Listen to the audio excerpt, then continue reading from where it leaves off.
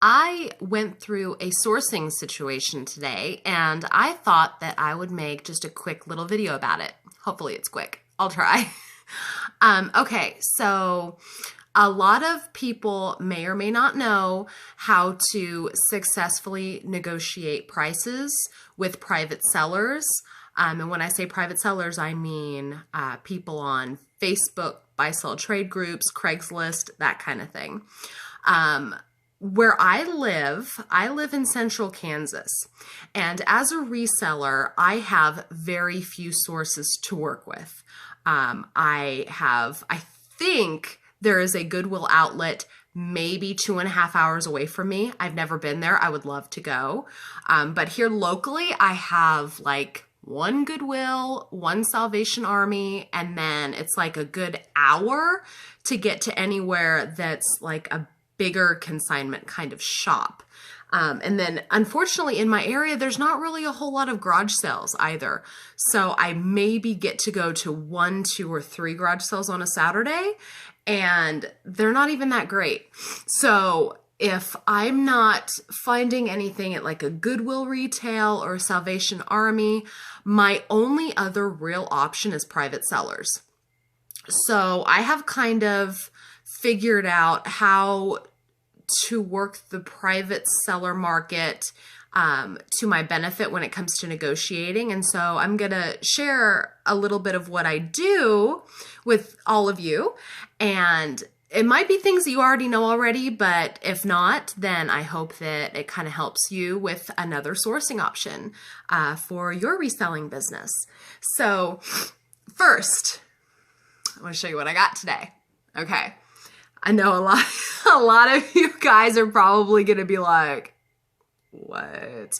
This is exciting for me. Okay. Look what I got. I have a pair of Miss Me jeans. Okay. So I know Miss Me jeans are really hot sellers. Miss Me jeans, Rock Revival, basically the Buckle brands, that kind of thing. Here's the thing though about where I live. I have never, ever, ever seen these at a thrift shop, okay? I've never seen them at a garage sale. I have never seen them anywhere. The only place I ever see this value of jean is with a private seller that's on maybe Facebook or Craigslist. But here's the problem with that.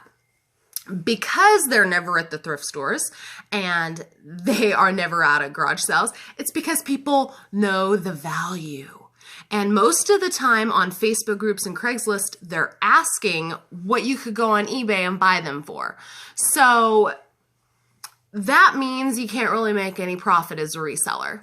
So I see these all the time on the Facebook groups, and when someone is asking $60 for a used pair of jeans, you know that you're not going to be able to negotiate the price down very far.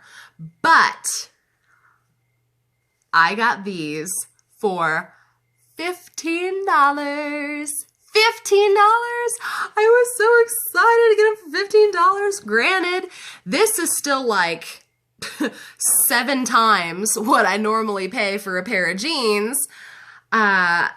They're also going to sell a lot more than my typical pair of jeans sell for. So, but this is how I went about negotiating down to a $15 price. And this technique kind of only works with something like a Facebook group, and I'll explain why.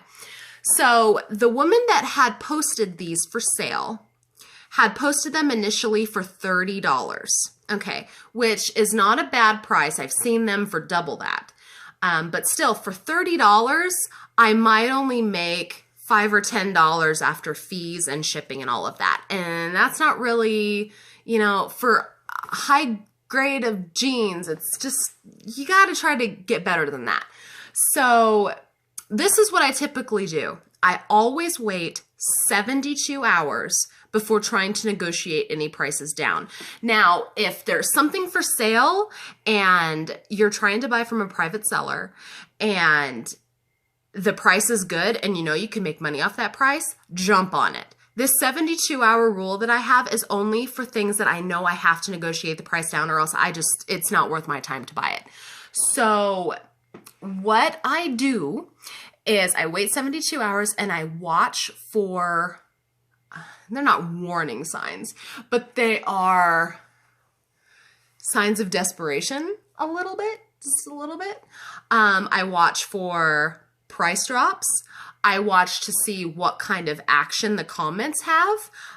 If most of the comments are just from the seller, just making a mark to bump their listing up in the thread, or if there's a lot of people commenting, if there's a lot of interest, a lot of people saying things like, I'm sending you a message, or I'll take it, or negotiating prices.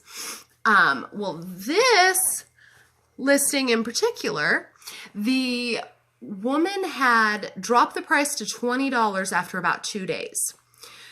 $20 is a lot better, but I wanted it just a little bit cheaper. So I waited for that third day, and on the post, I had seen that there was a couple of people that had commented that they wanted to meet her. But then after that, I saw that she had done a mark to bump up in the thread, which leads me to believe that the person didn't come and get it. They probably just never showed up. They ended up backing out for whatever reason. So that's when I swoop in and I sent her a message and I said, I can take them from you today. Will you take 15? And she responded back right away. She says, no, I'm pretty firm on 20 because I listed them originally for 30. So 20 is as low as I'll go. And I said, okay, I'm going to have to pass. Thank you again for contacting me. Within 1 hour, she sent me a message back that said, okay, if you come and get them today, then you can have them for 15. I said, awesome, I can be there in an hour. Well, I ended up getting them for $15. So that's where my first tip, method, whatever you want to call it, comes into play. So I always wait 72 hours because 72 hours is a good amount of time for people to be no-shows. It's enough time for someone to get tired of having to respond to 15 different people. Either they're tired of responding to so many people that are interested and then they never follow through, or they're tired of not having anybody interested and they just want to get rid of it. So 72 hours is a good amount of time. You do definitely want to watch for those signs of, I wish there was a better word, signs of desperation, that if they're commenting on their own post like 5 times a day, just trying to boost it up in the thread, that shows that they are super desperate to just get rid of it. And that means that they're more willing to negotiate the price down. Now, that being said, do not lowball people, okay? If somebody is asking $50, don't ask them if they'll take 15. That's just, it's a little bit insulting, I think, to the seller. Also, on that same side, if you negotiate picking up an item, don't show up with less money than they asked unless you negotiated the price beforehand, okay? That has actually happened to me personally, and it pissed me off to no end. Okay, I was asking $20 for something and someone showed up with 10 expecting me to take it, and it was infuriating. It was seriously infuriating. They just showed up with $10 and they're like, here, will you take 10? And I'm like, I said 20. You didn't ask me if I would take 10. But here's the thing. If they would have asked me if I would take 10 beforehand, I would have told them yes, because I just wanted it gone. But no, they had to be jerks and show up with only $10, and so I had to go, no, I gotta teach you a lesson. Go away. Bye-bye. You no get it. Okay. Now, you always, always, always want to show up on time and be respectful of the private seller. If they don't want you to come to their house, ask them where they would like to meet you. Don't put a whole bunch of stipulations on where to meet. Don't make them go out of their way. Okay, you have to be as respectful as you can to these private sellers, because here's the thing. who knows, you might want to buy something else from them. I can think of one lady in particular here in the town that I live where I've bought from her probably a good 6 times. And it's been all different kinds of things. It started, I bought a couple of baby items from her once, and then I bought some women's clothes from her another time, and then I bought a tool for my husband from her another time. And when you build up a kind of relationship with a private seller, number one, they're going to trust you a little bit more, and they're going to be more willing to negotiate the price down a little bit. So you always want to be respectful of people. Don't show up late. If you say that you're going to pick it up that evening, make sure to do it that evening. And also when you're negotiating prices down, I do this every single time. If I'm going to negotiate a price down, I don't just ask them, will you take this amount? I always say, will you take this amount? I can pick it up today.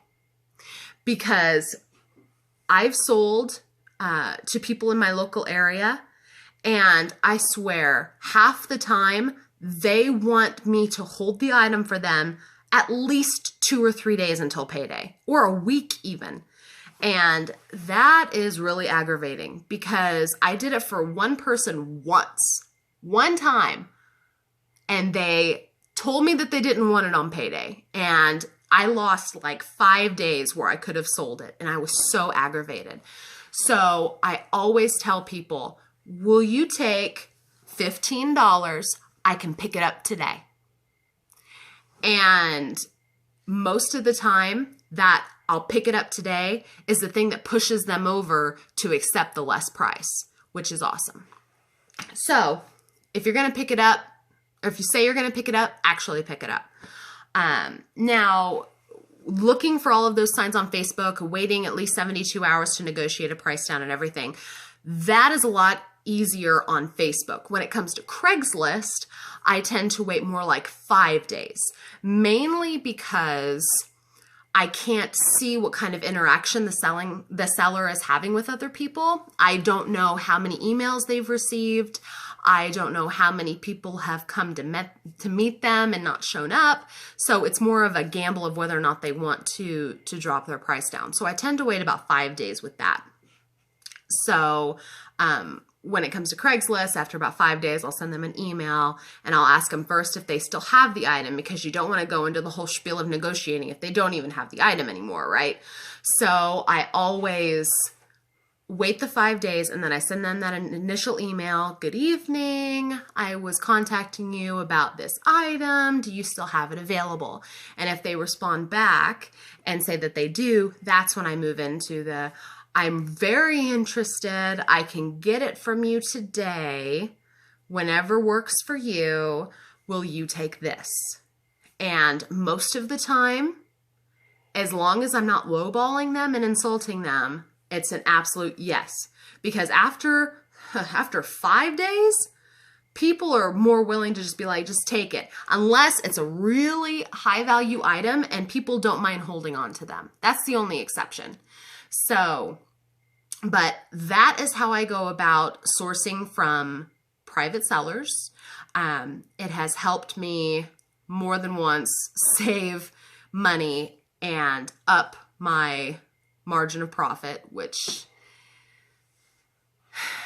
is very, very, very, very small where I live. Very small.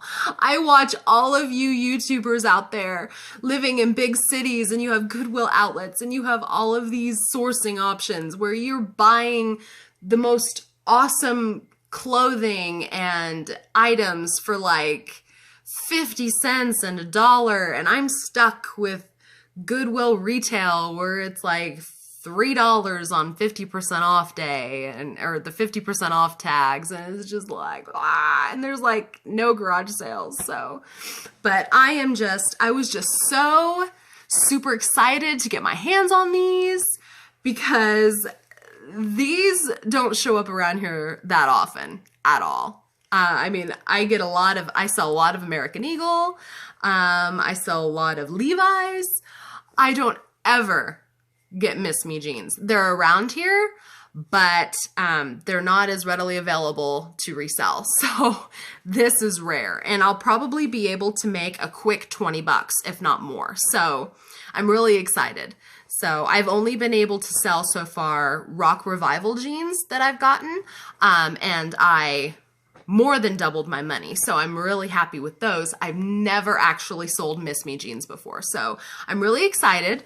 I just have to find out, these are the skinnies. They're the signature skinny.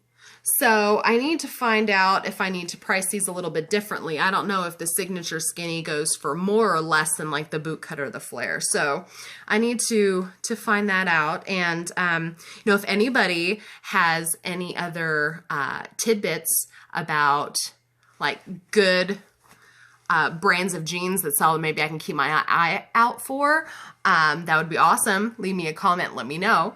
But I'm just so excited. I'm gonna go get these listed, and I will talk to you guys later. Bye.